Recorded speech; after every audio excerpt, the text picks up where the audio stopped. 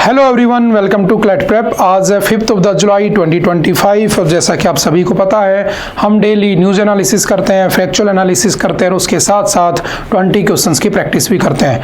तो चलिए उसी सीक्वेंस को कंटिन्यू करते हैं। आज का पहला क्वेश्चन है, which country officially recognize the Taliban government in Afghanistan in July 2025। तो कौन सा ऐसा देश है जिसने तालिबान को ऑफिशियली रिकॉग्नाइज किया है? तो ये हमने आज ही एडिटोरियल में पढ़ा था। कौन सा है? Russia. Option number B is the right answer. Taliban कब बना होता है? 2021 में।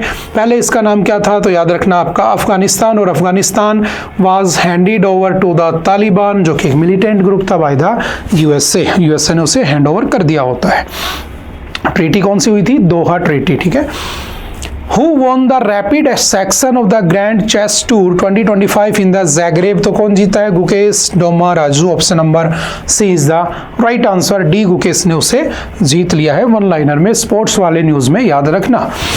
What is the name of the award PM Modi received from the Trinidad and the Tobago?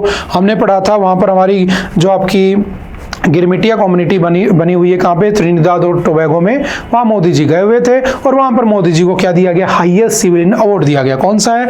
तो order of the republic of the Trinidad and the Tobago. Option number C is the right answer. When did the first group of the Indian, ठीक है, जो आपके पहले जो Indian labour थे वो आपके त्रिनिदाद में कब पहुंचे थे? तो ये भी हमने डिस्कस किया था 1845। Option number B is the right answer. आपके जो पहले मजदूरों का जो वहाँ पर ग्रुप होता है वो 1845 में पहुँचा होता है। और आज के टाइम पर वहाँ की पॉपुलेशन का 37% लगभग कौन है? तो वो इंडियंस ही हैं, इंडियन ओरिजिन के ही लोग हैं बेसिकली। ठीक है, जिसे गिलगिटिया कम्युनिटी कहा जाता है। What is the name of the ship that brought the first Indian laborers to the Trinidad? कौन सी शिप थी जो उन्हें लेकर गई थी कलकत्ता से? तो याद रखना फटेल रजाक। Option number B is the right answer. याद रखना कामागाटा मारू अलग है, हमने हिस्ट्री में पढ़ा था। कामागाटा मारू हमारी एक ऐसी जहाज थी जिसको कनाडा में एंट्री देने से मना कर दिया गया था। 1.5-2 महीने वहाँ खड़ी रहने के बाद ये वापस भारत आ जाती है। उसे हम कामागाटा मारू इंसिडेंट भी कहते हैं, तो वो अलग चीज़ है। ठीक है, चलते हैं next. Approximately what percentage of the Trinidad and the Tobago's population is of Indian origin? तो लगभग याद रखना 37% के आसपास वहाँ कौन रहते हैं? इंडियन ओरिजिन के लोग ही रहते हैं। Pravasi Bharatiya Divas is celebrated to commemorate the return of the which Indian leader from South Africa to India? तो कौन है? Mahatma Gandhi. Option number C is the right answer. किस दिन आए थे गांधी जी? तो 9 जनवरी 1915 को भारत वापस आ गए थे। चलते next. In which year was the first प्रवासी भारतीय दिवस सेलिब्रेटेड इन इंडिया? पहला भारतीय प्रवासी दिवस कब सेलिब्रेट होता है? 2003 में। Option number B is the right answer. चलते next. The World Trade Organization was established in which year? कौन से ईयर में बना होता है? तो जो आपका WTO है इसका हेडक्वार्टर कहाँ है? पहली बात जेनेवा, ठीक है, स्विट्जरलैंड में। ये दुनिया भर के ट्रेड को मेंटेन करता है। ठीक है, और ये बना हुआ कहाँ पर है? तो याद रखना जेनेवा में इसका हेडक्वार्टर है। कितने कब बना था? 1995 में इसकी फॉर्मेशन होती है। 1 जैन 1995 को ही बना होता है। सिंपल सा याद रखना। Which organization did the WTO replace as the global body governing trade? तो पहले 1948 में क्या बना था? तो और 1995 तक क्या चला था? तो GATT। ठीक है, आपका GATT इसके अंदर चला होता है, general agreement on the trade and tariff, या टैरिफ एंड ट्रेड। चलते next. How has India primarily benefited from being a member of the WTO? क्या फायदा हुआ भारत का उसमें जुड़ने का?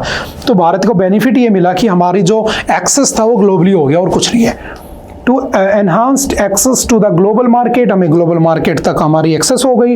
एंड डिस्प्यूट रेजोल्यूशन मैकेनिज्म हमें वहाँ तक पहुँच गई और कुछ भी नहीं है। ठीक है, तो सिंपल सा option number B is the right answer. Nipah virus जो आजकल न्यूज में है, जो केरल के अंदर हमने पढ़ा था, केरल के अंदर चल रहा है। ठीक है, वहां पर एक 18 साल के और एक 38 ईयर के जो लोग हैं उनके अंदर ये आ चुका है। तो ये कहाँ से जनरेट हुआ है? तो याद रखना मलेशिया से। पहली बार ये मलेशिया में हुआ था 1998 में। ठीक है, 1998 में कहाँ पे? मलेशिया में। फिर आपके 1999 में कहाँ पर चला गया था? ये आपका सिंगापुर में चला गया था और धीरे धीरे इंडिया में भी आ जाता है। तो अभी कहाँ पर हो रहा है? इंडिया में, केरल में। किसकी वजह से होता है? तो याद रखना फ्रूट बैट की वजह से होता है। फ्रूट बैट को क्या कहा जाता है? इसी को क्या कहते हैं? फ्लाइंग फॉक्स भी कहते हैं। क्या कहा जाता है? Flying fox. ठीक है, ध्यान रखना। चलते हैं next. In which year was the Nipah virus first identified, तो कौन सा ईयर था? 1998। कहाँ पर? मलेशिया में इसको आइडेंटिफाई किया जाता है। Which Indian state has reported recurring outbreaks of the Nipah virus in the recent years? तो कौन से स्टेट में हो रहे हैं? तो याद रखना केरला में सबसे ज़्यादा केस देखने को मिल रहे हैं। सबसे पहला केस कहाँ पर आया था? तो सिलीगुड़ी में। फर्स्ट इंडिया में केस कहाँ पर आया था? तो हमने पढ़ा था एडिटोरियल में, कहाँ पे? सिलीगुड़ी में आया था। ठीक है, कहाँ पर है? वेस्ट बंगाल। ठीक है, चलते हैं next. Which constitutional amendment introduced GST in India? Goods and service tag 1 जुलाई को बनाया जाता है। 1 जुलाई 2017 को इंट्रोड्यूस हुआ था। एक्ट आया था 2016 में। अमेंडमेंट कौन सा था? तो 101st अमेंडमेंट। ठीक है, option number C is the right answer. What is the correct definition of the cess in the context of the taxation in India? India में सेस का क्या मतलब है? तो समझना, a tax levied for a specific purpose over and above the base tax, उसे क्या कहते हैं? सेस। जैसे एजुकेशन सेस, जैसे स्वच्छ भारत सेस, जैसे फ्यूल सेस, तो सरकार उसके नाम पे लेती है, जो कि कहीं ना कहीं अच्छा नहीं है। What is the significance of the 44th amendment to the Indian Constitution? तो क्या किया था हमने 44th में? तो याद रखना 44th अमेंडमेंट हुआ था कौन से ईयर में? 1978 में। ठीक है, मोरारजी देसाई की सरकार होती है, और उस समय जो कांग्रेस ने, इंदिरा गांधी ने जो किया था 1976 में इमरजेंसी लगाकर 42nd कॉन्स्टिट्यूशनल अमेंडमेंट, जिसे मिनी कॉन्स्टिट्यूशन भी कहा जाता है, उसको किए हुए कामों को दोबारा ठीक ठाक किया गया होता है। ठीक है, जिसको हमने एडिटोरियल में पढ़ा भी था कि क्यों सोवरेन और उसको सोशल और सेकुलर को हटाना चाहती है सरकार। ठीक है, तो it restored the civil liberties and the curtailed emergency powers. तो option number C is the right answer. Which of the following words were added to the preamble? preamble में कौन से वर्ड ऐड किए गए थे? तो याद रखना सोशलिस्ट एंड सेकुलर। एक इसमें इंटीग्रिटी भी आता है, अखंडता जिसे कहते हैं। 3 वर्ड जोड़े गए थे, और प्रियम्बल को अमेंड किया जा सकता है किसी भी जगह। आप आपके कॉन्स्टिट्यूशन में अमेंड कर सकते हैं, बस बेसिक स्ट्रक्चर को कोई दिक्कत नहीं होनी चाहिए। The collegium system in India is primarily related to the appointment and the transfer of which officials? तो क्या गवर्नर्स? नहीं। तो याद रखना ऑप्शन नंबर बी, जजेस of the supreme court and high courts के लिए क्या होता है? कॉलेजियम। और कॉलेजियम को बेहतर बनाना चाहती है कोर्ट, क्यों? ताकि उसका ओवरटेक ना किया जा सके, एनजेक जैसी कोई बॉडी ना लाई जा सके। ठीक है, क्योंकि वो जस्टिस वर्मा वाला केस हम पढ़ रहे हैं अभी। अकॉर्डिंग टू द थर्ड जजेस केस, जो कि 1998 में हुआ था। फर्स्ट कब हुआ था? फर्स्ट जजेस केस 1981 में। फिर हुआ था सेकंड जजेस केस 1993, जिसमें कॉलेजियम इंट्रोड्यूस होता है। फिर होता है 1998 में थर्ड जजेस केस।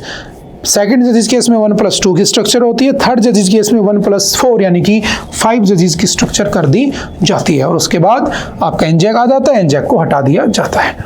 ओके, आई थिंक आज के लिए इतना ही था। आई होप कि आपको चीज़ें समझ में आई होंगी। फिर भी अगर कोई डाउट रहता है तो आप एनी टाइम आकर मिल सकते हैं, पूछ सकते हैं। ओके, मिलते हैं दोबारा से फिर कभी। Bye bye, thank you, have a nice day.